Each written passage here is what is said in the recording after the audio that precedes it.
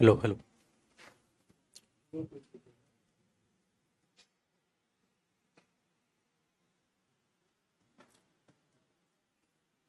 Hello. Good afternoon बेटा, आ रही है आवाज? आ जाइए सारे के सारे बच्चे, आज जल्दी आ गए। आ जाओ जी।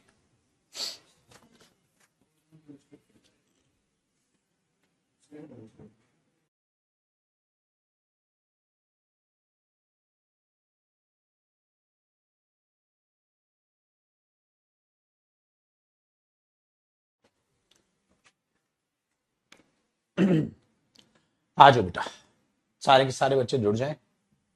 नमस्कार जी, नमस्कार। देखो पुत्र, आज हमें जो करना था वो फ्यूचर टेंस करना था। फ्यूचर टेंस को बड़े अच्छे से आपने समझना है, बहुत अच्छे तरीके से उसको करना है। तो वो अपनी चीजों को समझिएगा, परखिएगा और ध्यान से देखने की कोशिश कीजिएगा। आ जाओ मेरे भाई। अगर मैं फ्यूचर टेंस को समझने की पहले तो मैं कोशिश करता हूं तो ये फ्यूचर टेंस आखिरकार बना कैसे, ये फ्यूचर टेंस आखिरकार बना कैसे है, इसका पर्पस क्या है, क्या क्या चीजें हैं, उसको एक बार ठीक है देख लेते हैं। ठीक है जी, ध्यान दो बेटा। अगर हम फ्यूचर टेंस को समझे तो मैंने ये बोला, जो कॉपी करना है साथ साथ, जब आप हेल्पिंग वर्ब की बात करते हैं ऐसी कॉपी करना बेटा। फ्यूचर टेंस का मैं आपको इंट्रोडक्शन समझा रहा हूं, ताकि इस इंट्रोडक्शन के बाद हम फ्यूचर इंडेफिनिट जब टेंस चालू करें तो वो हमें समझ आए और उसको हम टेक्निकली समझ पाए। तो अगर हम फ्यूचर टेंस को समझते हैं तो एक सिंपल सी चीज आपके पास दिखाई देगी आपको। एक सेकंड रुकना बेटा। हो गया इसी। हेल्पिंग वर्ब के आपको दो टाइप नजर आते हैं बेटा। एक होती है बेसिक हेल्पिंग वर्ब्स, जिसे हम प्राइमरी हेल्पिंग वर्ब्स भी बोलते हैं। वो होती है बेसिक हेल्पिंग वर्ब्स, जिसमें हम बी की फॉर्म, जिसमें हम हैव की फॉर्म और जिसमें हम डू की फॉर्म लेकर चलते हैं। ठीक है। दूसरी बात, जब हम बेसिक से बात करते हैं बेटा मॉडल हेल्पिंग वर्ब्स की, अब क्यों बता रहा हूं वो भी थोड़ी देर में आपको क्लियर हो जाएगा।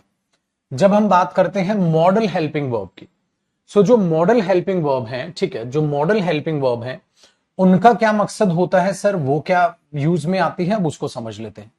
जो मॉडल हेल्पिंग वर्ब होती है बेटा, वो अपने आप में इंटेंशन ऑफ स्पीकर के लिए यूज होती है। इंटेंशन ऑफ अ स्पीकर, ठीक है, इंटेंशन ऑफ अ स्पीकर के लिए ये यूज होती है। एक सेकेंड रुकिएगा बेटा। हेलो। आप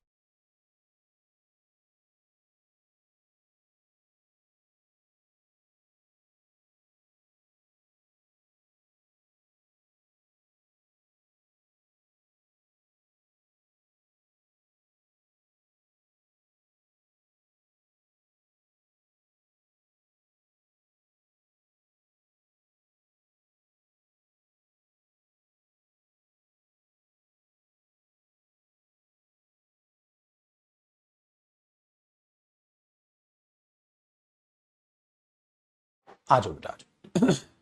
तो हमने क्या बोला, जो मॉडल हेल्पिंग वर्ब्स होते हैं वो इंटेंशन ऑफ स्पीकर दिखाती है। अब अगर मैं ये चर्चा पहले हुई है बेटा, इसलिए इस पे ज्यादा हम कुरेदेंगे नहीं, ज्यादा चीजों को समझेंगे नहीं। जो बेसिक हेल्पिंग वर्ब होती हैं बी, हैव और डू, ये सारी की सारी आप टेंस में पढ़ते हो, वेरी गुड।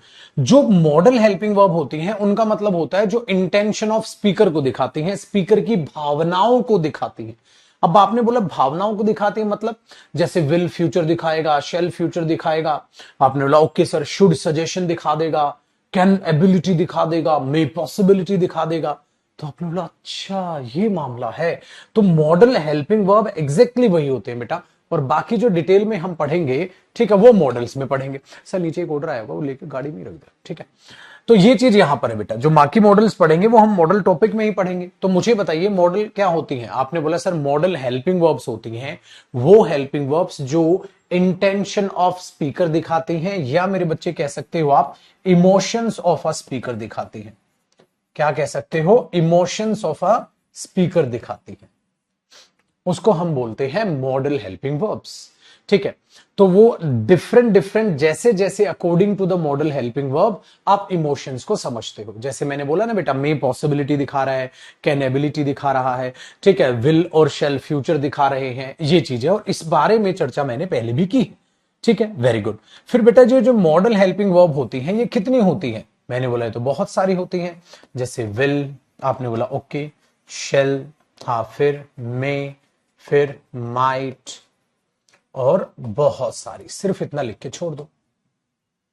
वेरी गुड, आपने बोला ओके सर इजी हो गया। इसमें से फिर क्या किया गया बेटा, जो विल और शेल है उनको पकड़ लिया गया। विल और शेल है, इनको पकड़ लिया, इनको बोला इधर आओ, क्या काम करते हो? जैसे मैं आपसे पूछूं बेटा क्या काम करते हो, आपने बोला पढ़ाई करता हूं सर। मैंने एक बंदे को बुलाया, क्या काम करते हो? उसने बोला सर फला फला जगह जॉब करता हूं। मैंने बोला वेरी गुड। ऐसे ही मैंने विल शेल को बुला लिया बेटा अपने पास, मैंने बोला क्या काम करते हो? तो उसने क्या बोला, ठीक है, उसने क्या बोला, सर मॉडल हेल्पिंग वर्ब हूं। तो क्या करते हो?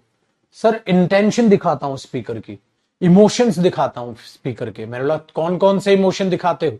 तो इसने बोला सर बहुत से इमोशंस दिखाता हूं, मैनी इंटेंशंस, ठीक है, या इमोशंस, या बेटा ये बोल दो, ठीक है, मैनी यूसेस, बहुत सारे यूजेस हैं इनके, मैनी यूजेस, बहुत सारी इंटेंशंस, बहुत सारी इमोशंस विल और शेल दिखाते हैं। मैंने बोला अच्छा कौन कौन सी दिखाते हो? ऐसे बहुत सारी दिखाते हो तुम तो, कौन कौन सी दिखाते हो? इन्होंने बोला वो तो मॉडल टॉपिक में बताएंगे, यहां नहीं बताएंगे वो तो मॉडल टॉपिक में बताएंगे। इसका मतलब जो ये मॉडल हेल्पिंग वर्ब्स हैं बेटा, ये सारी की सारी हम कौन से टॉपिक में पढ़ेंगे?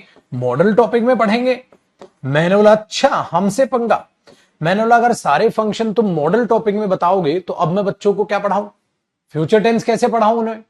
तो उन्होंने बोला ठीक है तो एक फंक्शन दिखा देते हैं। मतलब ध्यान से सुनो बेटा, वन, ठीक है, यूसेज बोल दो, या ए वन फंक्शन बोल दो। वन फंक्शन मतलब एक फंक्शन है इनका, बहुत सारे फंक्शंस हैं, बहुत सारे इमोशंस हैं, ठीक है, हां, सिर्फ एक फंक्शन उसमें से हम इसका जान रहे हैं। मैंने बोला सिर्फ एक फंक्शन बता दो।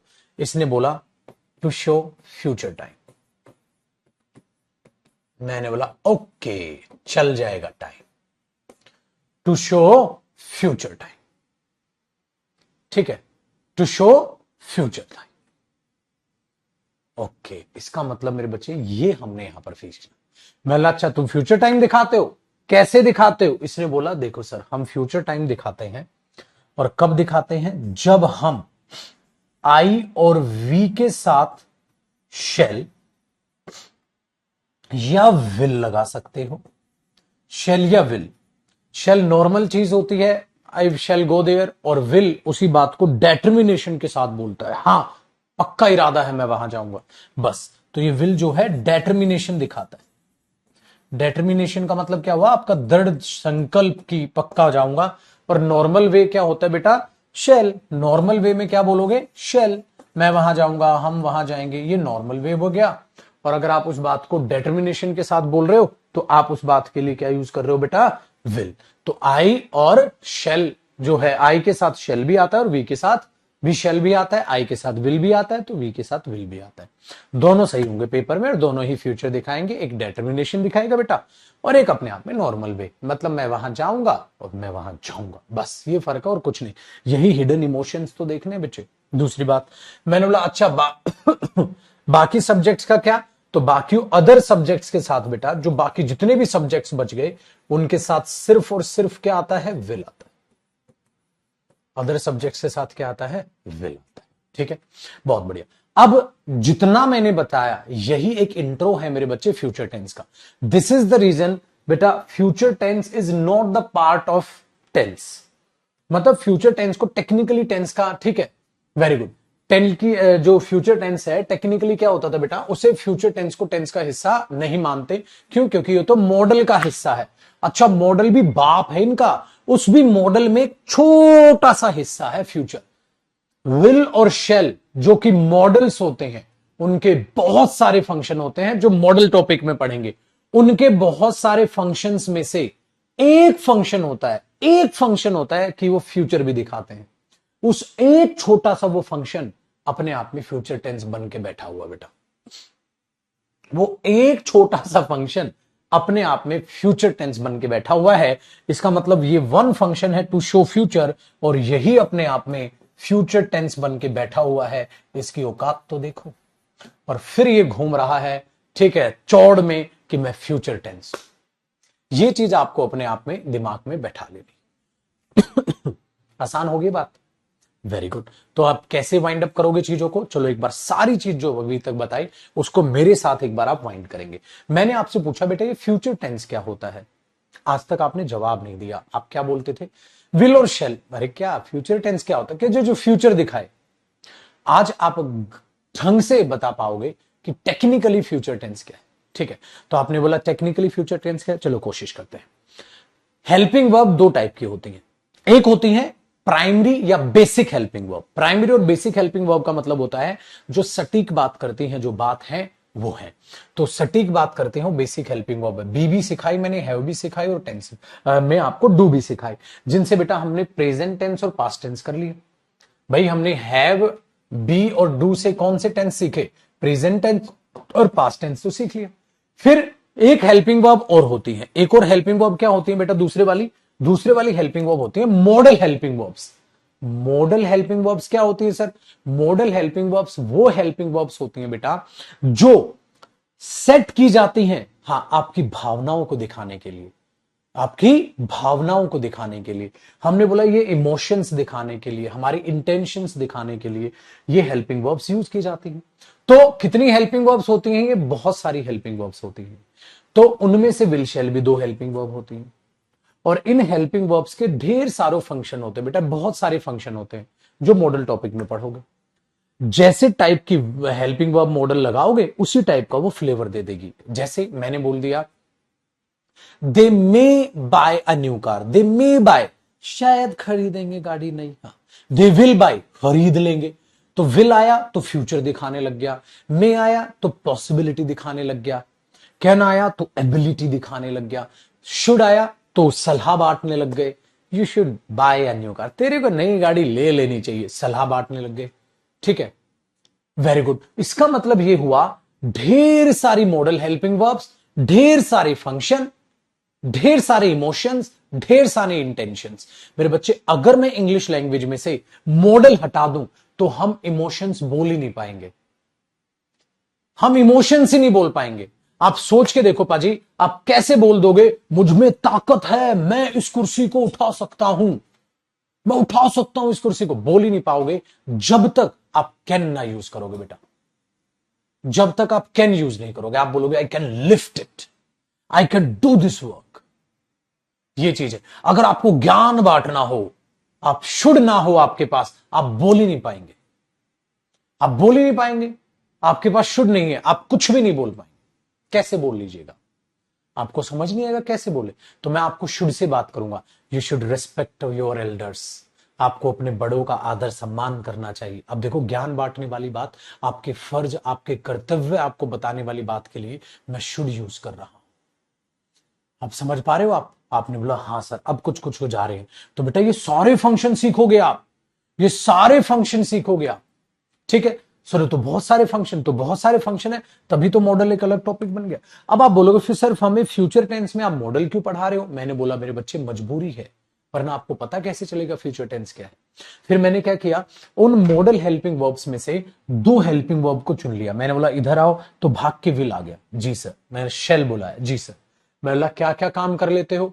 इन्होंने लोग बहुत सारे काम करते हैं सर, बताओ। मैंने बोला रुक जा, मॉडल में बता दियो, रुक जा, सिर्फ एक काम बता अपना जो फ्यूचर से रिलेटेड हो। इसे बोला जी सर बता देता हूं। सर मैं फ्यूचर दिखाता हूं। कब कब जब आई और बी के साथ शेल और विल दोनों लगा दो, दृढ़ निश्चय है या नॉर्मल बात है तो ऐसे लगा दो, और अदर सब्जेक्ट के साथ विल लगा दोगे तो हम फ्यूचर दिखा देंगे सर। इसने बोला, मैंने बोला ओके भाई फ्यूचर दिखा दोगे? हाँ। कहता है फिर मैंने बोला फ्यूचर टाइम दिखा दोगे? कहता है हाँ सर, हम फ्यूचर में कन्वर्ट कर देंगे स्टेटमेंट को, फ्यूचर टाइम दिखा देंगे। और वही फ्यूचर टाइम अपने आप में बना मेरे बच्चे फ्यूचर टेंस। वही फ्यूचर टाइम अपने आप में बना फ्यूचर टेंस। आसान हो गया? बहुत ही बढ़िया। तो ये चीज यहां पर आपके लिए बन गई। दूसरी बात, एक मेरा प्यारा बच्चा बहुत बार बिल्कुल पागल हो गया कमेंट करते करते, हिंदी लिख दो, हिंदी लिख दो। मेरे बच्चे, हाथ जोड़ के एक रिक्वेस्ट है और कुछ शब्द बोल रहा हूं, बुरा मत मानना। पुत्र, आप आलसी हो। क्या इसकी हिंदी नहीं लिख सकते बेटा? स्पीकर की भावनाओं को दिखाए, मैंने बोला बट तूने लिखा नहीं। सोचो, मैंने बोला बट तूने लिखा नहीं, ये तेरा निठल्लापन है, तेरे पास बहाना है। पुत्र जी, सिलेक्शन तुझे पाना है, मेहनत कर बेटा, हक मत जताना सीख। सर हिंदी लिख दो, सर हिंदी लिखेंगे। सर ने बताई स्पीकर की भावनाओं को दिखाए, इंटेंशन क्या है? स्पीकर के इरादे को दिखाए, स्पीकर की भावनाओं को दिखाए। आप ये बात लिख सकते हो लेकिन तुम लिखोगे नहीं, क्योंकि हमें हक जताना आता है, फर्ज निभाना नहीं आता। समझ में आई बात? जिन जिन बच्चों को हिंदी लिखनी है, मेरे बच्चे साथ साथ लिख के चलो। इसलिए मैंने वादा किया था ना, लाइफ में कभी भी नोट्स नहीं दिए और ना कभी क्लास नोट्स दूंगा। कॉपी करोगे, मेहनत करोगे, ठीक है? तो बेटा कॉपी करते चलो और हिंदी लिखते चलो। वो कैब पढ़ाता हूं, वो कैब में क्या कहता हूं मैं, वो कैब पढ़ाता हूं तो वो कैब में क्या कहता हूं मैं, उन चीजों को देखो। और दूसरी बात, ठीक है, हाँ दूसरी बात, एक और बात बता रहा हूं आपको, अगर हो सके मेरे बच्चे हिंदी प्लीज इग्नोर कर ले। हिंदी मातृभाषा है बेटा, लेकिन सरकार ने मातृभाषा छोड़ी नहीं है रे। 90% सिलेक्शन यूपीएससी में इंग्लिश मीडियम का लिया गया। किसी भी प्राइवेट सेक्टर में जाओ, if you know how to speak the English language, you will be selected, otherwise you are going to be rejected. There is no place for any Hindi medium student. Then what should we do sir? That's not our problem, we are from Hindi medium background. What should we do in that particular case? From today only you should start avoiding Hindi. Hindi में सुन लो। फिर sir हम क्या करें, हम तो Hindi medium से पढ़े हैं। मैंने बोला मेरे बच्चे, हिंदी अवॉइड करने की कोशिश करो। कोशिश मतलब आहिस्ता आहिस्ता आहिस्ता आहिस्ता आहिस्ता। कोई आदत लगी है, हिंदी ऐसे सीखी है, हाँ, तो उसकी आदत आहिस्ता आहिस्ता कम करो। मेरे पुत्र, इमोशंस की हिंदी लिखने की जरूरत नहीं है। अगर तुझे इमोशंस का भी मतलब नहीं पता, ऐसे कैसे हो सकता है, तो क्यों लिखना है बेटा इसकी हिंदी? छोड़ना, छोड़ना। कुछ मुश्किल लगे किसी सेंटेंस की हिंदी लिखने का मन करे, लिख लो। जिसकी मुश्किल लगे, जिसको लग रहा है अरे यार इसकी हिंदी पता है, उसकी भी क्यों लिख रहा है? छोड़ना आदत, ठीक है? छोड़ना आदत। मैं ये नहीं कह रहा टोटल छोड़ दो, छोड़ना आदत। छोटी छोटी बातों की मत लिख, है ना बेटा? छोटी छोटी बातों की मत लिख। अब मैं कह रहा हूं हेल्पफुल, तो हेल्पफुल के भी मददगार थोड़ी ना हिंदी लिखोगे। आपको पता है हेल्पफुल का मीनिंग? छोड़ दो बेटा। टेंशन, तो क्या टेंशन का मीनिंग लिखो? छोड़ दो बेटा। जो मुश्किल लगे उनको लिख लो, और जो बिल्कुल आसान हो उनकी, जैसे आपका मन है, इसकी भावनाओं और विचारों को, जो इमोशंस को दिखाए, जो इरादों को दिखाए, उसको हम मॉडल हेल्पिंग वर्ब कहते हैं। हाँ, आपका मन है इसको लिखने का, फटाक से लिख लो, ठीक है? लेकिन प्लीज अपने आप को बार बार ये मत बोलो मैं हिंदी मीडियम का हूं, मैं हिंदी मीडियम का हूं। ऐसे अपना आप सेल्फ कॉन्फिडेंस तोड़ रहे हो। मेरे बच्चे, हिंदी मीडियम बच्चे भी रैंक ले लेकर आते हैं, ठीक है ना? तो ऐसा बिल्कुल नहीं मानना अपने आप को, हिंदी के हो, मीडियम के हो, हिंदी मीडियम के हो, भाड़ में गई, ठीक है? भाड़ में गई, ठीक है? आपको बिल्कुल ये नहीं बोलना है, सही है ना? इस बात को याद रखिएगा। चलो, डन हुआ भाई? अब तो समझ आ गया फ्यूचर टेंस। अब सर फ्यूचर टेंस में एक एक करके चीजों को जानते हैं मेरे दोस्त, और सबसे पहले हमारे पास जो टेंस आया वो फ्यूचर इंडेफिनिट टेंस आ गया। कैसे इंडेफिनिट बना है अब मैं समझाता हूं। फ्यूचर इंडेफिनिट आ गया, फ्यूचर इंडेफिनिट टेंस। सबसे पहली बात तो ये कैसे यूज होगा और कैसे इसके फॉर्मेट बनेंगे, चलो फॉर्मेट को जान लेते हैं। भाई इसके फॉर्मेट सेम है, विल और शेल आप लगा रहे हो। हाँ, अभी देखो, वर्ब की फर्स्ट फॉर्म लगा दे रहे हो। अगर मैं इनको हटाऊं, आपसे पूछूं वर्ब की फर्स्ट फॉर्म किसको दिखाती है, आपने बोला सर प्रेजेंट को दिखाती है। अगर वर्ब की फर्स्ट फॉर्म है तो वो किसको दिखाएगी, आपने बोला सर प्रेजेंट को दिखाएगी। वो तो फर्स्ट फॉर्म ऑफ वर्ब है, तो ऑब्वियसली बात है वो प्रेजेंट को दिखाएगी, ठीक है? अगर प्रेजेंट को राम, अगर प्रेजेंट को फ्यूचर में चेंज करना है मेरे दोस्त, तो आप क्या करोगे? आप बोलोगे सर उससे पहले हम विल और शेल लगा देंगे। मतलब आई और वी के साथ विल या शेल जो भी मन करेगा, ठीक है, और बाकियों के साथ हम विल लगा देंगे, तो ये दिखा देगा फ्यूचर। तो फ्यूचर इंडेफिनिट बहुत आसान हो गया बेटा। नोट लगाना है तो नोट यहां आ जाएगा, इंटेरोगेटिव बताना है तो विल आगे चला जाएगा, कोई बड़ी बात नहीं, ठीक है? चल, तो ये फॉर्मेट आपका यहां पर बन गया। तो विल और शेल क्या आ गया? To show future time.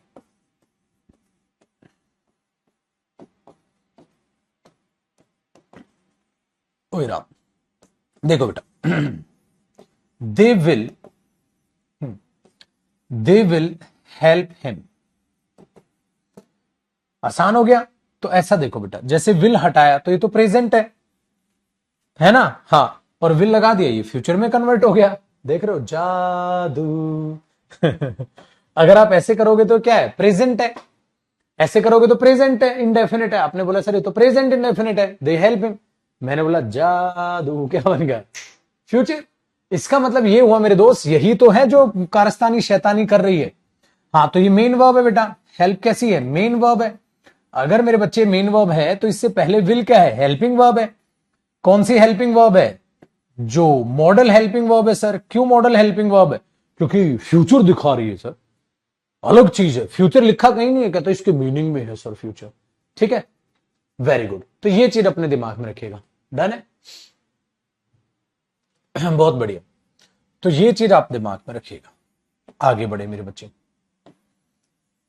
Pradeep sir आपके पास, मेरे पास आपका ओल्ड बैच है लेकिन गलती से न्यू बैच प्रदीप, अरे मेरी जान, कुछ तो वैलिड रीजन लिख दे तेरी कमेंट का जो मैं मतलब समझू। गलती से न्यू बैच ले।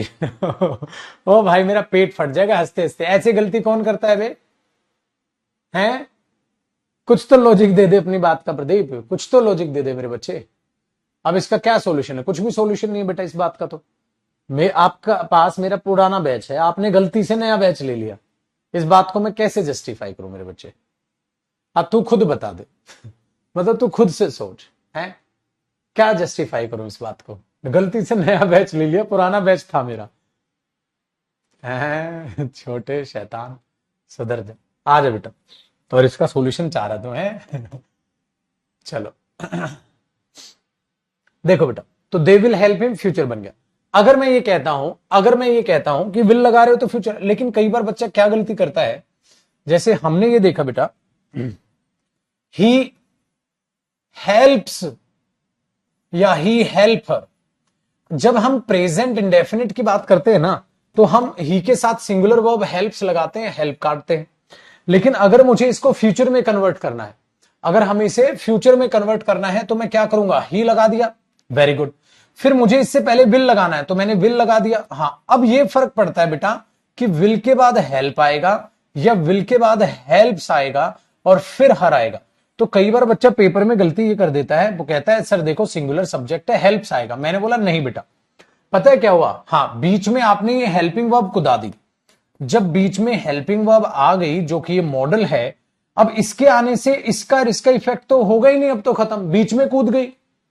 भाई चाहे सिंगुलर हो चाहे प्लूरल सब्जेक्ट हो, तो विल ही रहेगा, विल तो नहीं बदलने वाला। हाँ, तो अगली वर्ब तक कोई इफेक्ट भी नहीं जाने वाला। तो अब सब नलीफाई हो गया, इसका मतलब इसके बाद अब वर्ब की फर्स्ट फॉर्म ही आएगी, आगे तक इसका इफेक्ट नहीं जाएगा बेटा, विल के बाद फर्स्ट फॉर्म ही आएगी। तो कभी सिंगुलर फॉर्म मत लगा देना, कई बार पेपर में गलती ये कर देते हैं हम। तो ये जो चीज आप समझ रहे हो, तो मेरे से क्या समझे, यहां एस और ईएस लगाने की आवश्यकता नहीं है। कुछ भी हो, विल और शेल के बाद वर्ब की फर्स्ट फॉर्म ऑफ वर्ब आएगी। दूसरी बात बेटा, अगर एक एग्जाम्पल में हम समझे, जैसे मैंने ये बोल दिया आई शेल गो देयर, मैं वहां जाऊंगा, सेंटेंस ये भी सही है। और अगर आप इसे ऐसे बोल दोगे आई विल गो देयर, मैं वहां जाऊंगा, सेंटेंस ये भी सही है। बेटा हिंदी में तो दोनों को आप सेम बोलते हो, लेकिन थोड़ा सा फर्क है। क्या, जब आप नॉर्मल वे में बोलते हो तो बोलते हो आई शेल गो देयर, ये होता है बेटा normal way, normal way, casual way. मैं वहां जाऊंगा, आई शेल गो देयर, मैं वहां जाऊंगा, नॉर्मल बोलो। आई विल गो देयर ऐसा लग रहा है एक इरादे के साथ बोल रहे हो, होता है ना, आई विल गो देयर। ठीक है, तो ये आपकी डेटर्मिनेशन है कि हाँ ठीक है, अरे I will help you, I will help you, I will help you, ऐसा लग रहा है जैसे दूसरे को वादा कर रहे हो, अरे पक्का करूंगा मैं तेरी मदद। ठीक है भाई, ये चीज आपके यहां पर बन जाती है, डन है। तो ये दोनों एग्जाम्पल आपको समझ आने चाहिए। तो आई के साथ शेल भी है और विल भी है। ठीक है बच्चे, और इन बातों की चर्चा हम मॉडल में भी करेंगे। तो ये हो गया जी फ्यूचर। इसका मतलब फ्यूचर इंडेफिनिट इस तरीके से एरर बनाएगा। दूसरी बात आप मेरे से पूछोगे सर और किस तरीके से एग्जामिनर इसमें एरर दे सकता है, आप यहां तक कॉपी करो, फिर मैं आपको वो भी समझा देता हूं।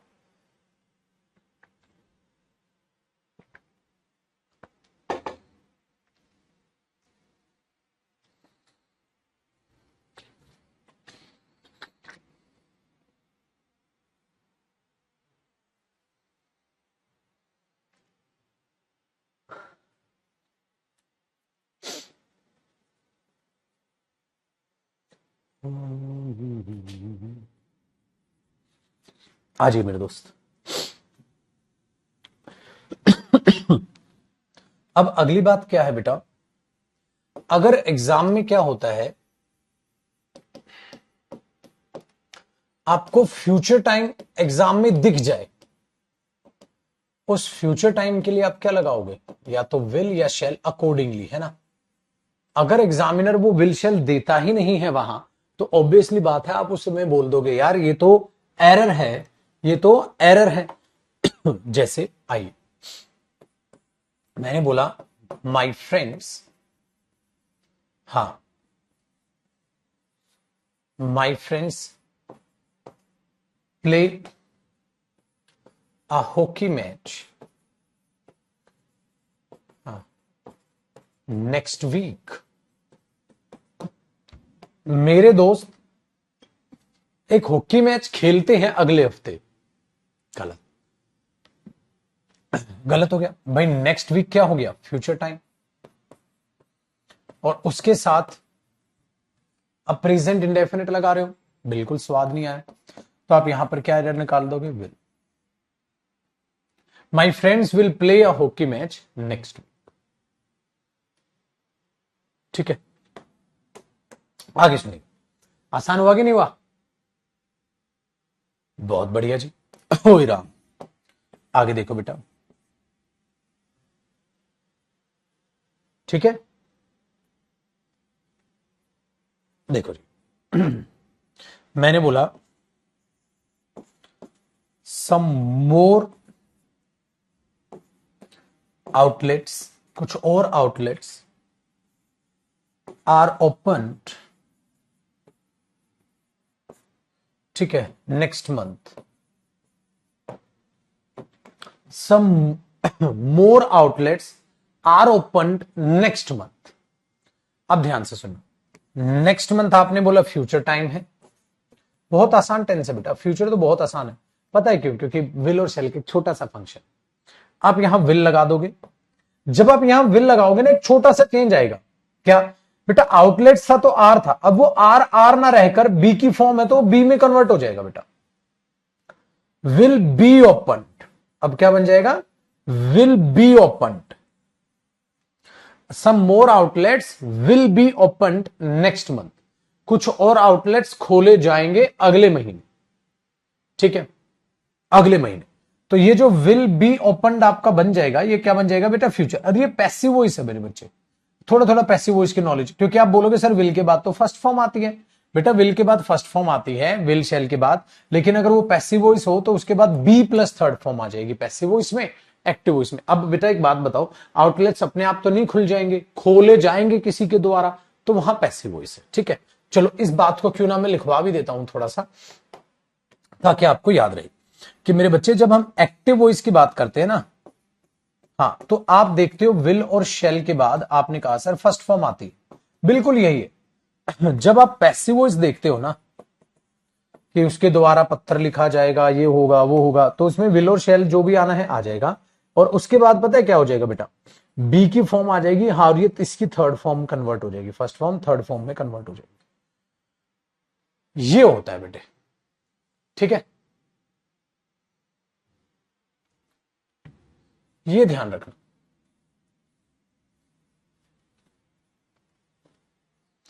कोई वर्ड हिंदी में देखना हो तो गूगल पे देख सकते हैं सर, हाँ बिल्कुल देख सकते हो बेटा, क्यों नहीं देख सकते, बिल्कुल देख सकते हो, बिंदास देखो, क्या दिक्कत है। ठीक है जी पाजी, बढ़ लें आगे।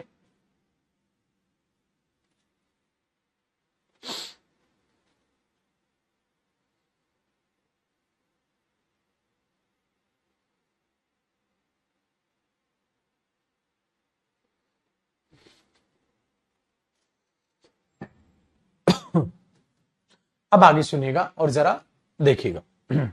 तो इसमें क्या हो गया बेटा, ये विल बी ओपन्ड, क्योंकि आउटलेट्स खुद नहीं खुलेंगे, खोले जाएंगे,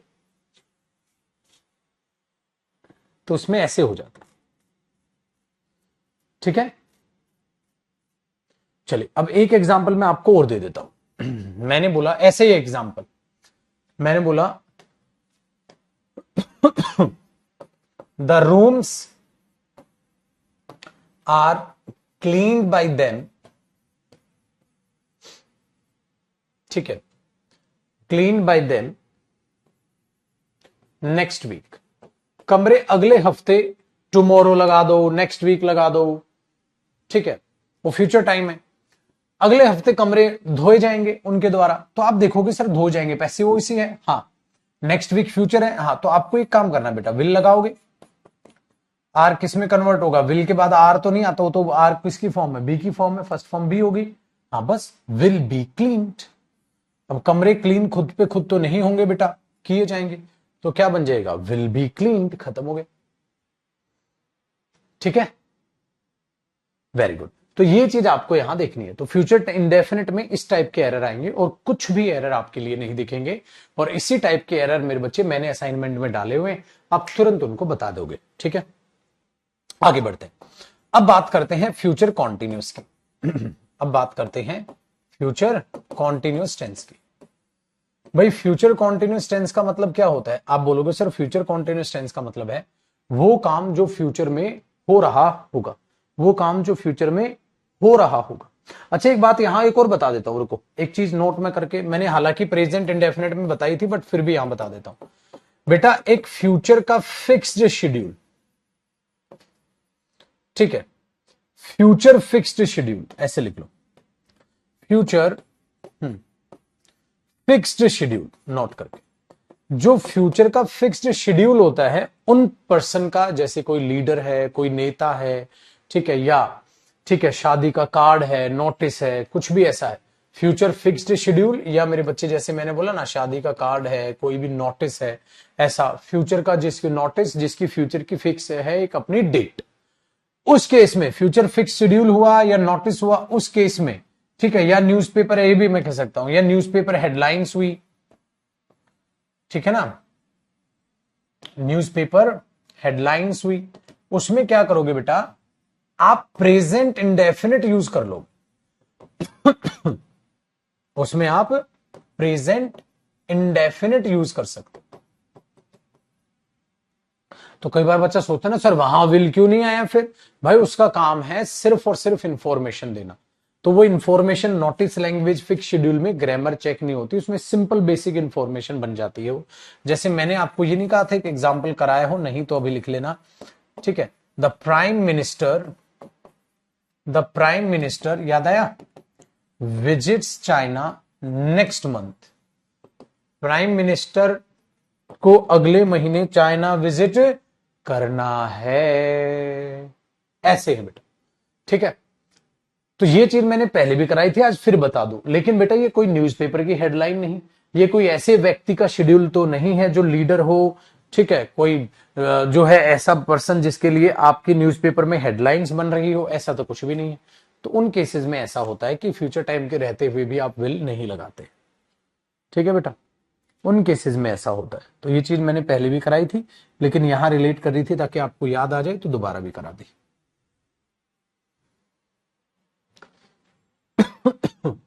चलो छुटको, आगे देखते हैं। अब लिखो बेटा प्रेजेंट, मतलब future continuous, future continuous tense. अब फ्यूचर कॉन्टिन्यूस टेंस को जरा ध्यान से समझिएगा, सारे के सारे व्यक्तिगण बहुत अच्छे से, ठीक है, ध्यान दीजिएगा। जब आप फ्यूचर कॉन्टिन्यूस टेंस की बात करते हो बेटा, तो सबसे पहले स्वाद ये आता है कि कैसे बनाऊं उसको, फॉर्मेट क्या होगा सर। देखो बेटा, इसका फॉर्मेट ये होगा कि आप विल या शेल लगाओ, और वहां बी प्लस आईएनजी आ जाएगा फर्स्ट फॉर्म पे, ये इसका फॉर्मेट होता है बेटा। अब ये फॉर्मेट कैसे बना वो बताऊं अपने बच्चे को, कैसे बना, ठीक है, हाँ, उसको जरा एक बार ध्यान से सुनिएगा और समझिएगा। अरे और सुनाइए भाई, एक मिनट रुकना बेटा।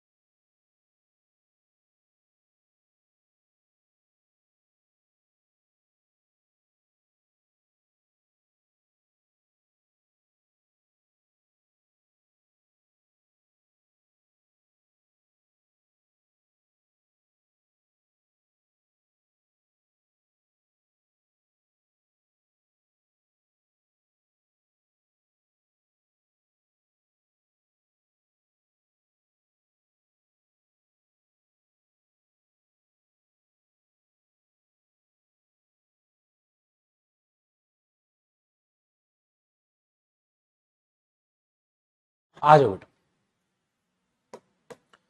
देखो जी, हाँ एक मित्रगण मिल ले आगे दो बेटा। फ्यूचर कॉन्टिन्यूस टेंस मैंने बोला विल है, शेल है, बी प्लस आईएनजी है। अब मैं आपको सिखाता हूं ये बनता कैसे है। पता कैसे बनता है? ये प्रेजेंट कॉन्टिन्यूस से ही बना है, बस आपको दिख नहीं रहा है, मैं दिखाता हूं, ध्यान से सुनिएगा। अगर मैं ये बोलूं बेटा they are doing their work, तो ये सेंटेंस गलत नहीं, ये सेंटेंस बिल्कुल सही है, लेकिन आप ये बोलोगे सर ये प्रेजेंट कॉन्टिन्यूस है। आप इसे देख के क्या बोलोगे? प्रेजेंट। और क्या आप इसे क्या बोलोगे? कॉन्टिन्यूस। आपने बोला सर ये प्रेजेंट कॉन्टिन्यूस टेंस है, और बिल्कुल सही है। इसका मतलब ये हुआ वे अपना काम कर रहे हैं, मतलब अभी कर रहे हैं। अगर मैं बोलूं फ्यूचर में कर रहे होंगे, मतलब ये कॉन्टिन्यूस प्रोसेस है जो अभी चल रही है। अगर मैं बोलूं ये कॉन्टिन्यूस प्रोसेस फ्यूचर में चल रही होगी, अभी नहीं चल रही है। अगर फ्यूचर में चल रही होगी तो इसी को देखो फ्यूचर में कन्वर्ट करके दिखाता हूं, जादू दिखाता हूं तुम्हें, आ जाओ। जादू जादू।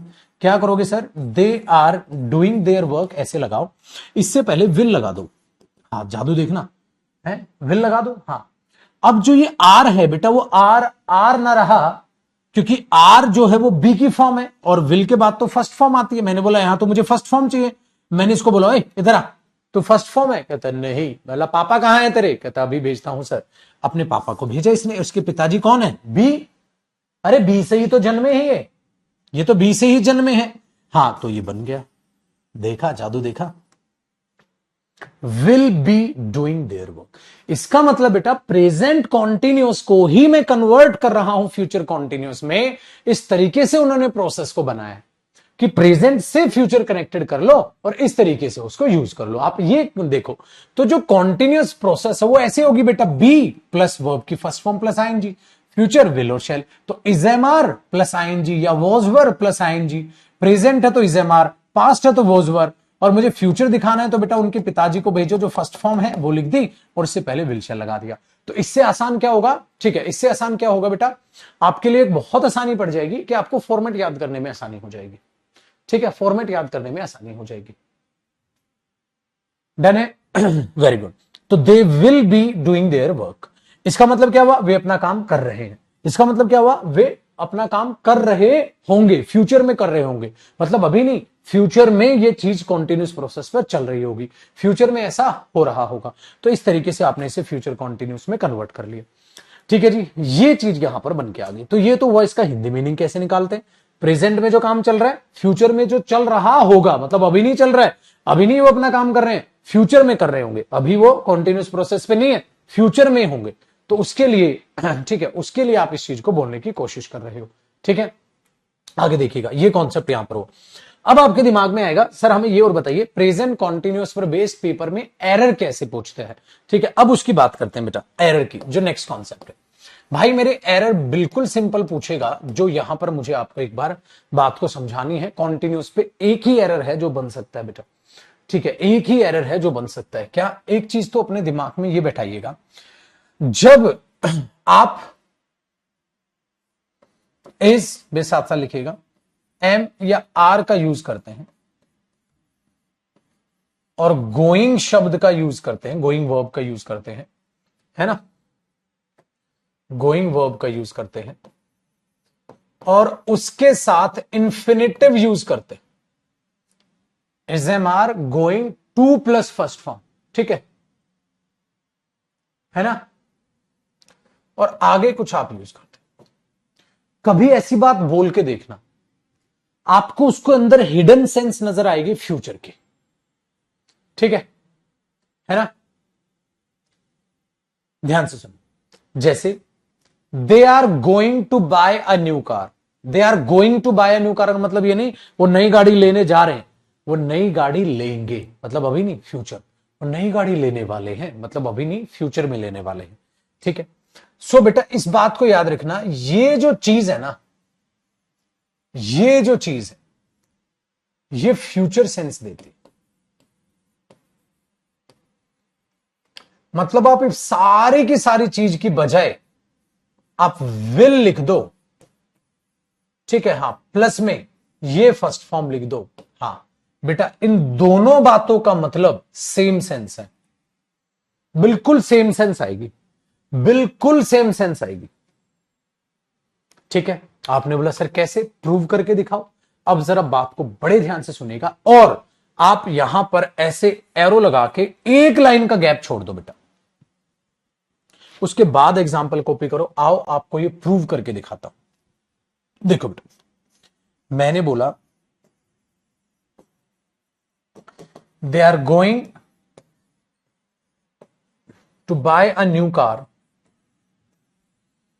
next week. They are going to buy a new car next week. They are going to buy a new car next week. They are going to buy a new car next week. वो अगले हफ्ते नई गाड़ी लेने वाले हैं। लेने जा रहे हैं का ये मतलब नहीं यूं जा करके जा रहे हैं। वो अगले महीने नई गाड़ी लेने जा रहे हैं, मतलब वो अगले महीने नई गाड़ी लेने वाले हैं। बेटा मैं यही तो बात कह रहा था, तुम इसको हटा दो और तुम इसकी जगह विल लगा दो। दे विल बाय का क्या रहा, they will buy a new car next week. तो क्या बदला, सेंस बदली या सेम रही, सेम सेंस। सेंस बदली या सेम रही, बिल्कुल सेम सेंस रही।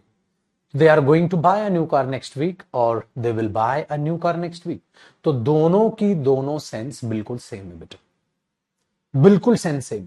तो पेपर में ये भी सही और पेपर में ये भी सही, दोनों नहीं देगा बेटा, दोनों नो एरर हैं, दोनों नो एरर हैं। क्योंकि यहां गोइंग टू ना अपने आप में एक ऐसी सेंस है, I am going to say something, मैं कुछ कहने वाला हूं मतलब कहूंगा। I am going to meet my friend, मैं अपने दोस्त से मिलने वाला हूं मतलब मिलूंगा। I shall meet my friend या आई एम गोइंग टू। तो ये विल या शेल आप कह सकते हो बेटा, ये मीनिंग देते हैं, विल या शेल का ये मीनिंग देते हैं, है ना। उस हिसाब से लगाना आप, जिस हिसाब से सब्जेक्ट, ठीक है।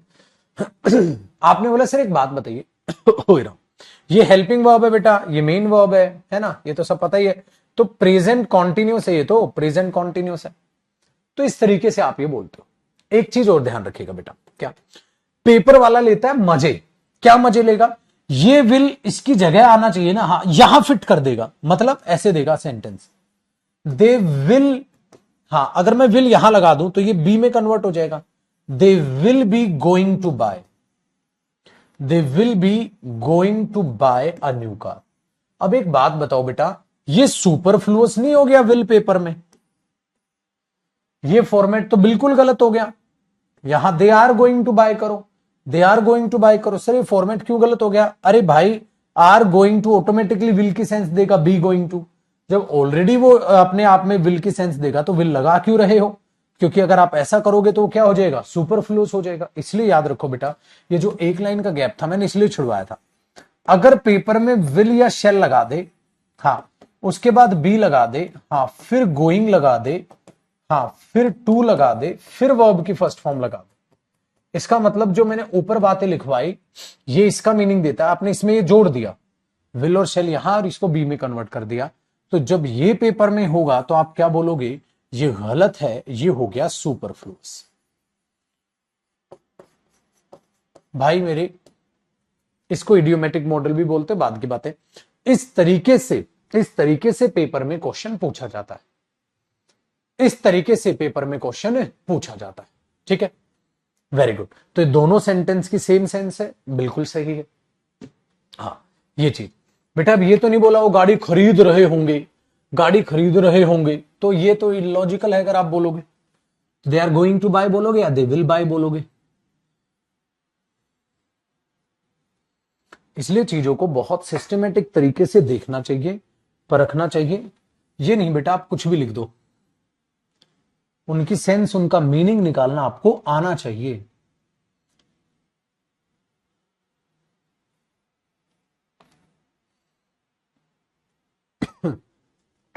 ठीक है भाई, तो इस पर बेस ये एरर पेपर में बेटा आ सकते हैं। सुपरफ्लुअस का मतलब मेरे बच्चे बिल्कुल बना चुका हूं, पहले ही क्लास में बता चुका हूं। बच्चे वही देखे टेंस जो बिल्कुल पहली क्लास से टेंस की है।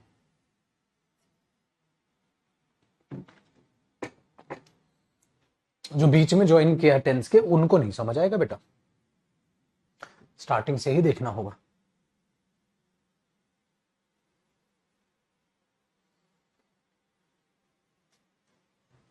ठीक है, तो क्या सीखा, या तो ऐसे बोल लो बेटा या ऐसे बोल लो, दोनों को मिक्स करके मत बोलना। तो फ्यूचर कॉन्टिन्यूअस पर बेस्ड ये एरर बस बनेगा पेपर में, ठीक है। तो या तो ये बोलो या तो ये बोलो, ये तो ये बोलो या तो ये बोलो।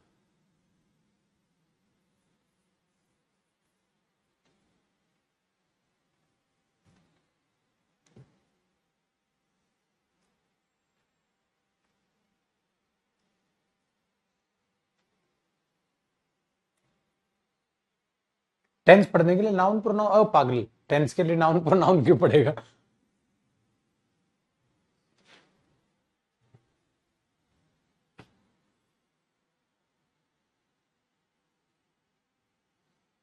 माई school open next week, my school open, ये बेटा नोटिस है जिसमें आप ये करोगे ना तो स्कूल इतने बजे खुलता है, तो प्रेजेंट इंडेफिनिट होगा ना।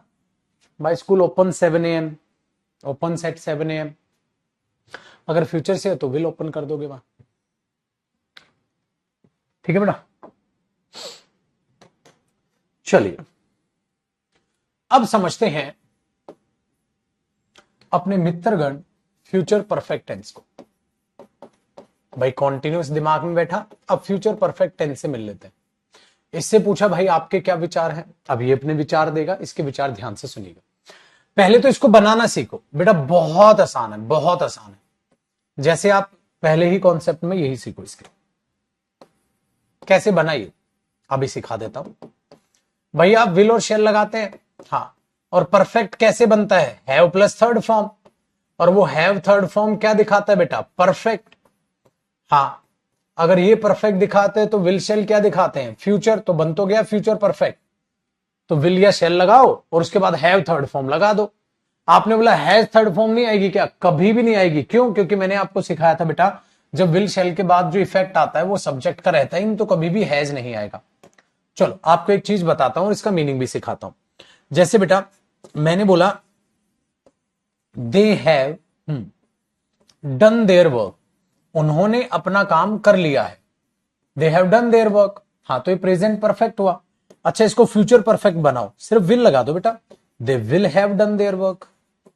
वे अपना काम कर चुके होंगे, मतलब अब कर चुके होंगे या फ्यूचर में कर चुके होंगे, फ्यूचर में कर चुके होंगे। वो काम जो फ्यूचर में हो चुका होगा कंप्लीट, अभी नहीं हुआ है, वो फ्यूचर में जाके कंप्लीट हो चुका होगा, अभी नहीं हुआ है, ठीक है। राम दूसरा देखो बेटा, तो ये सही हुआ। लेकिन अगर मैं यहां पर मेरे बच्चे ही हैज लिख दूं, ही हैज, ठीक है, he has cleaned his room, उसने अपना रूम साफ कर लिया है, he has cleaned his room, तो ये सही है। अच्छा, वो अपना रूम फ्यूचर में साफ कर चुका होगा, तो आप यहां विल लगा दोगे। हाँ, लेकिन बेटा अब हैज ना रह के हैव हो जाएगा। सर हैज क्यों नहीं छोड़ा आपने, हैज क्यों काट दिया फिर इसके साथ विल लगाते? क्यों? क्योंकि बेटा विल आ गया तो सिंगुलर के साथ भी विल है या प्लूरल के साथ भी विल है, उसके बाद कोई इफेक्ट ही नहीं रहता, तो हमेशा फर्स्ट फॉर्म ही आएगी, ही will have cleaned his room. तभी तो बता रहा हूं ये, ताकि आप पेपर में गलती ना कर दें। तो ये बन गया छोटू, ही विल हैव, ठीक है, क्लीन्ड हिज रूम, वो अपना कमरा साफ कर चुका होगा, फ्यूचर में साफ कर चुका होगा, वो काम फ्यूचर में हो चुका होगा, अभी नहीं हुआ, ठीक है। वो अपना कमरा फ्यूचर में साफ कर चुका होगा, मतलब वो काम अभी नहीं हुआ, फ्यूचर में हो चुका हो, ठीक है, वेरी गुड। रीजन विल के साथ हैज क्यों नहीं होगा, ठीक है। कौन है, निहाल है कौन? मेरे बच्चे प्लीज एक बार में सोच पुत्र, अभी अभी मैंने बोला जब हम टेंस की बात करते हैं प्रेजेंट या पास्ट की, तो ये सब्जेक्ट है, इसके तुरंत बाद जो वर्ब होती है ना मेरे बच्चे, सिर्फ उस पर इफेक्ट होता है। तो ही के साथ हैज आ गया इफेक्ट है, लेकिन बेटा ही के साथ भी विल है, दे के साथ भी विल है, तो विल कभी ये नहीं देखता सिंगुलर या प्लूरल, वो सबके साथ आता है। जब वो सबके साथ आ गया तो आ गया, अब ही का इससे थोड़ा ना कोई लेना देना होगा। ऐसा तो एक बात बता बेटा, दे के साथ भी थर्ड फॉर्म है, हाँ, और ही के साथ भी थर्ड फॉर्म है, हाँ, ही के साथ भी थर्ड फॉर्म है, हाँ। अरे परफेक्ट में थर्ड फॉर्म तो ठीक सेम है मेरे बच्चे, चाहे सब्जेक्ट सिंगुलर हो चाहे प्लूरल हो। अगर ऐसा है तो इसके साथ भी क्लींस कर देना, तो वो तो इलॉजिकल हो जाएगा ना बच्चा। जो सब्जेक्ट है उसके तुरंत बाद जो वर्ब होती है बेटा, उसी पर सब्जेक्ट का इफेक्ट चढ़ता है, तो इस पर तो कोई इफेक्ट ही नहीं है, तो इस तक थोड़ी ना, इस पर नहीं है तो उस पर कूद जाओगे, इलॉजिकल। इसीलिए मैंने कहा इस पर हैज वैज आएगा ही नहीं, क्योंकि ये सिंगुलर या प्लूरल सबके साथ सेम है, विल या शेल जैसा इसका कॉन्सेप्ट है। इसलिए कोई भी मॉडल हो बेटा, हर मॉडल के बाद फर्स्ट फॉर्म आती है। क्यों आती है? क्योंकि कोई भी मॉडल हो उसका सब्जेक्ट से ही कोई लेना देना नहीं है, वो सिंगुलर प्लूरल में सेम होते हैं। ठीक है जी, ओके आगे देखते हैं। तो ये चीज अपने दिमाग में रखिएगा। टेक्निकली पता है बेटा इनका नाम क्या होता है? इनको बोलते हैं फाइनाइट वर्ब, इनको बोलते हैं non finite verb. Finite verb वो होती हैं जिन पर सब्जेक्ट का इफेक्ट होता है। नॉन फाइनाइट वर्ब वो होती है बेटा, नॉन फाइनाइट नॉट फिक्स्ड, जिन पर सब्जेक्ट का कोई इफेक्ट नहीं होता है। ठीक है, ये वर्ब टॉपिक का हिस्सा है, लेकिन अभी आपने पूछा तो अभी आपके लिए जानना जरूरी हो जाता है। ठीक है, तो बाद में भी आएगा, फिर दोबारा जान लोगे, क्या दिक्कत है, 2 बार पढ़ लो बेटा। ठीक है जी।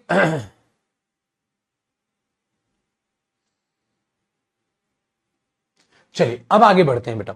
तो ये चीजें आपके पास यहां पर आ गई, आपने बोला हाँ सर समझ आ गया। तो फ्यूचर जो परफेक्ट है अपना, उसका मीनिंग क्या होगा? फ्यूचर में वो काम हो चुका होगा, अभी नहीं हुआ है। फ्यूचर में ये कर चुका हूंगा, वो कर चुका हूंगा, ये चीजें आप बोलते रहते हो।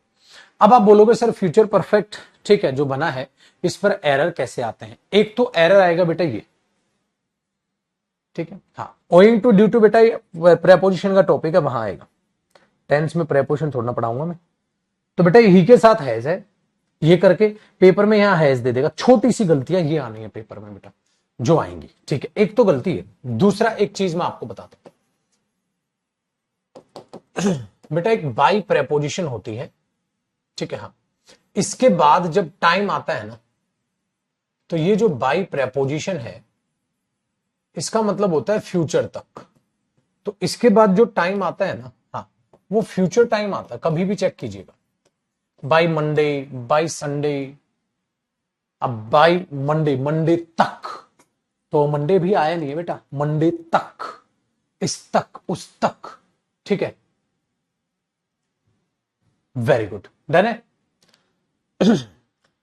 मंडे तक, तो मंडे तक क्या हुआ? अभी से लेकर मंडे तक वो काम हो चुका होगा। इसीलिए जो बाई के साथ फ्यूचर टाइम आता है, इसका मतलब क्या होता है? अब मैंने आपको क्या बताया था? अब तक प्रेजेंट परफेक्ट है ना, अब तक प्रेजेंट परफेक्ट, फ्यूचर तक फ्यूचर परफेक्ट।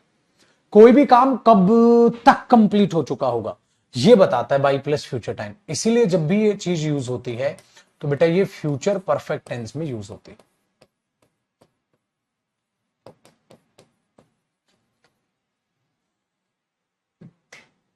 ठीक है, ये चीज ऐसे यूज होती है फ्यूचर तक। जैसे वो इस किताब को इस महीने के अंत तक पढ़ चुका होगा, या मंडे तक पढ़ चुका होगा, या इस महीने के अंत तक पढ़ चुका होगा। क्या बनाओगे आप?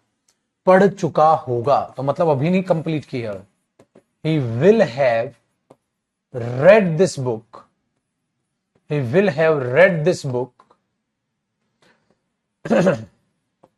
By Monday. वो इस किताब को मंडे तक पढ़ चुका होगा, तो ये फ्यूचर टाइम है बेटा। मंडे तक मतलब मंडे अभी आया नहीं है, वो आने वाले मंडे की बात कर रहा। ये तक मीनिंग दिया बेटा, है ना, अगर किसी को लिखना है तो। वो इस किताब को इस महीने के आखिर तक पढ़ चुका होगा। अब क्या बोलोगे? ही विल हैव, ठीक है, ऐसे कर लेते हैं, ही will have done this work, वो इस काम को कर चुका होगा by the end of this month, by the end of this month, इस महीने के आखिर तक, by the end of this month. ठीक है, ये चीजें हैं बेटा। पेपर में क्या देगा? He will read, he will read, आप बोलोगे विल रीड नहीं, विल हैव रेड। ठीक है, या ही विल डू, ऐसे दे देगा, he will do, he will do नहीं, ही विल हैव डन। इस तरीके से एरर देगा। इसमें देगा ही विल रीड नहीं, ही विल हैव रेड। ऐसे एरर बनते हैं बेटा पेपर में। आप बोलोगे तो बहुत आसान है कि नहीं? आसान है बेटा, ज्यादा मुश्किल काम तो नहीं। तो कभी भी खुद को ना बहाना दो, ना बहानेबाज बनो, ना बहाना मारो, आसान चीजें करते चले जाओ।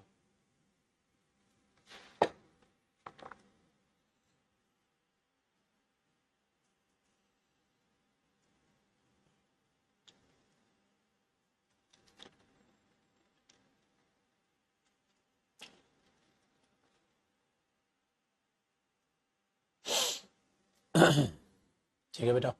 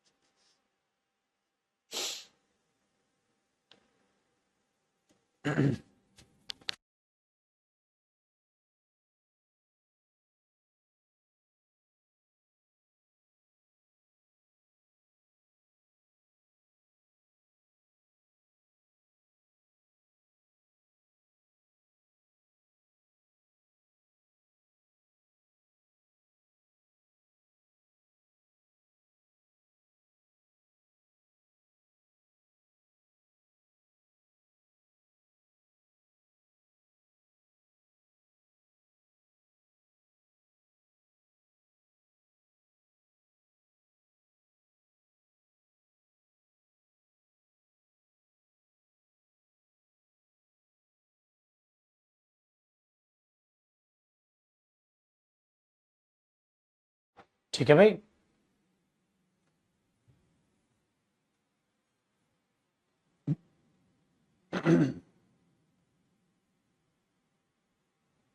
तो आसान हो गया, फ्यूचर में वो काम हो चुका होगा। तो फ्यूचर परफेक्ट कब यूज होगा? जब ऐसी सिचुएशन आपको दिखेगी, और कुछ नहीं।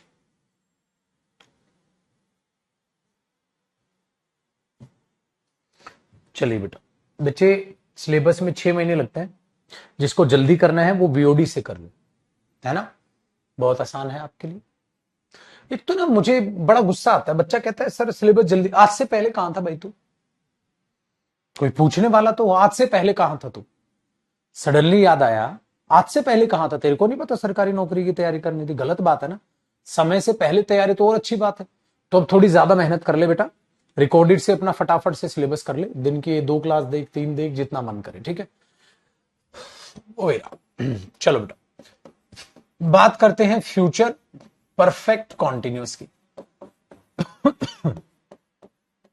फ्यूचर परफेक्ट कॉन्टिन्यूस टेंस, जब आप इसकी बात करते हैं ना, फ्यूचर परफेक्ट कॉन्टिन्यूस टेंस, तो इसका फॉर्मेट भी बनाना सीख लो। अरे बहुत आसान है मेरे बच्चे, देख, अब विल शेल लगाओगे, अब विल शेल का हैज से तो कोई लेना देना नहीं है बेटा, तो हैव बीन लगाओ। भाई प्रेजेंट कॉन्टिन्यूस परफेक्ट कॉन्टिन्यूस में क्या था? हैव बीन आईएनजी, ये लो भाई, और लो जी, मजा आ गया जी, है कि नहीं? ये इसे इसका बहुत छोटा सा कॉन्सेप्ट है बेटा, फ्यूचर परफेक्ट का इसका बहुत छोटा सा कॉन्सेप्ट है। ये हो गया, अरे बल्ले बल्ले, तो शाबाश शाबाश, बस ये फॉर्मेट हो गया बेटा इसका। अरे तो बहुत आसान है, हाँ, लेकिन इसके साथ क्या आएगा बेटा? टाइम है। फॉर, या सिर्फ ऐसे लिख लो, टाइम है। आपके पास टाइम जरूर होगा, ठीक है, टाइम जरूर होगा। फोर मैंने क्यों नहीं लिखवाया? अभी मुझे सिखाना आपको, फोर आएगा, सिंस आएगा या नहीं आ पाएगा, क्या है वो चीजें बताऊंगा बेटा। तो विल और शैल हैव बीन आईएनजी बनेगा। चलो एक बात बताओ, वो 2 घंटे से पढ़ रहा है, तो अब तो बना दोगे। 2 घंटे से खेल रहा है, बना दोगे। वो फ्यूचर में 2 घंटे से खेल रहा होगा, अभी नहीं, फ्यूचर में वो 2 घंटे से खेल रहा होगा, इसकी इंग्लिश क्या बनाओगे? तो आप क्या बनाओगे? ही विल हैव बीन, ठीक है, he will have been playing hockey, वो हॉकी खेल रहा होगा अभी या फ्यूचर में? फ्यूचर में, फॉर 2 आवर्स, 2 घंटे से,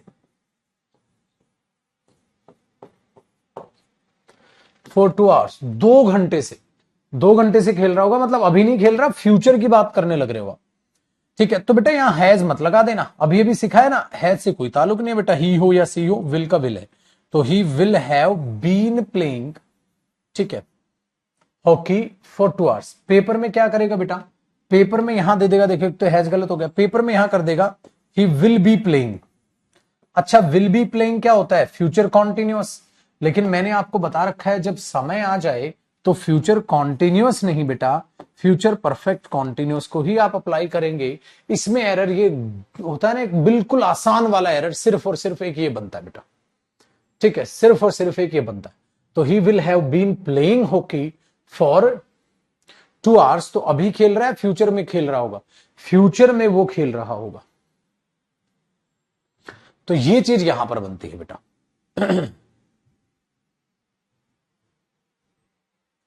अभी भी एक बच्चा पूछ रहा है सर एज क्यों नहीं, कमाल है भाई। चलो मेरे बच्चे, हो गया कॉपी, डन है। तो इस तरीके से आप चीजों को लेकर चलते हैं। तो यार आपने बोला बहुत आसान, तो बच्चे को लगता है अरे फ्यूचर टेंस तो बहुत छोटा है। अरे इसलिए छोटा है बेटा क्योंकि फ्यूचर टेंस टेक्निकली टेंस नहीं है, वो विल और शेल मॉडल का, जिनके बहुत सारे फंक्शन है, उसका एक छोटा सा रत्ती भर एक फंक्शन है बस। तो इस पर बेस्ड एरर इस तरीके से सीधे आएंगे। तो इसको तो आप मुश्किल कह ही नहीं सकते टेंस को, ठीक है ना, बहुत बढ़िया। लेकिन अब हमें यह देखना है क्या फ्यूचर में फॉर यूज हो रहा है, हो रहा है। क्या फ्यूचर में सिंस यूज होता है, नहीं। क्यों, अब क्या होगा। तो हमने बोला भाई टेंस तो खत्म हो गया, मजे आ गए, ठीक है। लेकिन बेटा 10-1 मिनट का मामला बचा है। वो मामला क्या है अब वो समझाता हूं। अब आप हेडिंग डालोगे यूज ऑफ फॉर, और क्या डालोगे, फ्यूचर टेंस। अरे बेटा मैं टरका के नहीं कराता कोई भी टॉपिक, मैं पूरा शिद्दत से पढ़ाता हूं और ऐसा खत्म कराता हूं कि लाइफ में फिर किसी भी क्वेश्चन में तुम्हें डाउट ना रहे। टेंस का क्वेश्चन देखते उड़ा दो। और अभी तो मैं प्रैक्टिस खुद कराऊंगा, ठीक है, अभी तो प्रैक्टिस मैं खुद कराऊंगा, फिर तुम करोगे। तो अभी तो पहले मुझे पूरा इसे पढ़ाने दो बेटा। तब जो जो बच्चे जल्दी सोचते हैं ना टॉपिक जल्दी हो गया, अरे मजा आ गया, टेंस हो गया, बेटा आपने गलती क्या की है। अब आपने छोटे इंस्टीट्यूट में कहा, कहीं पे भी कोचिंग कर ली, या कहीं कोई भी किताब विताब छोटी मोटी उठा के देख ली, उसमें आपने टेंस पढ़ लिया। तो उसमें टेंस पढ़ने से आपका नुकसान क्या हुआ, आपने जो उसमें टेंस पढ़ा वो बहुत लिमिटेड था,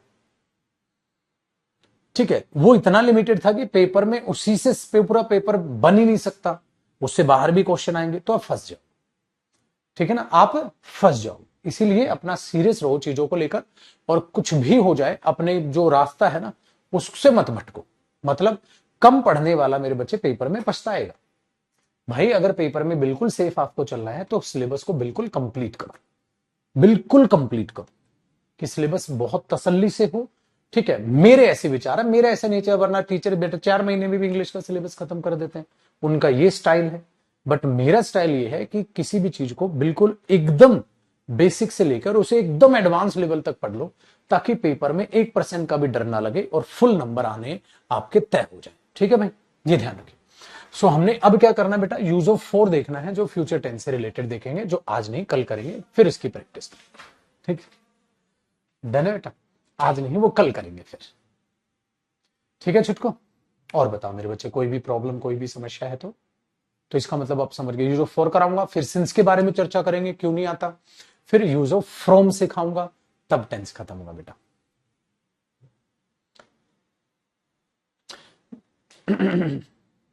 हाँ मेरे बच्चे, जिनको एग्जाम जल्दी देना है वो अपना वीओडी से सिलेबस खत्म कर सकते हैं,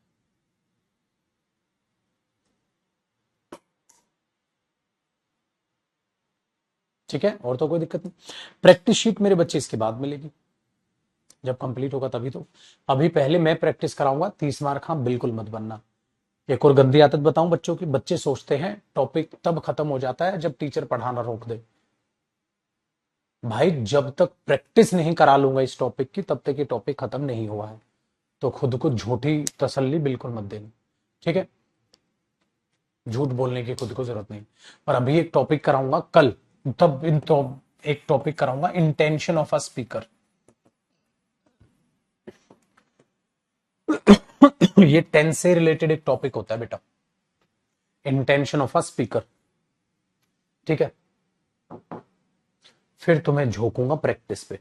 तो आज का होमवर्क बहुत बड़ा है आपके लिए। क्या होमवर्क है, सारा का सारा, ठीक है, सारा का सारा टेंस रिवाइज करके आओगे, और रात को 7:30 बजे सारे के सारे बच्चे यूट्यूब पे आके बैठ जाएंगे और सीरियस तरीके से वोकैब याद करने के लिए तैयार हो जाएंगे।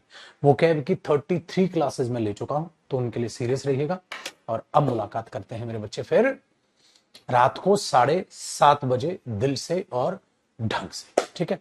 चलो बेटा बाय बाय, टेक केयर। कल टेंस खत्म करके इंटेंशन ऑफ स्पीकर एक टॉपिक चालू करूंगा, फिर इन दोनों टॉपिक की धुआंधार प्रैक्टिस करेंगे, ठीक है।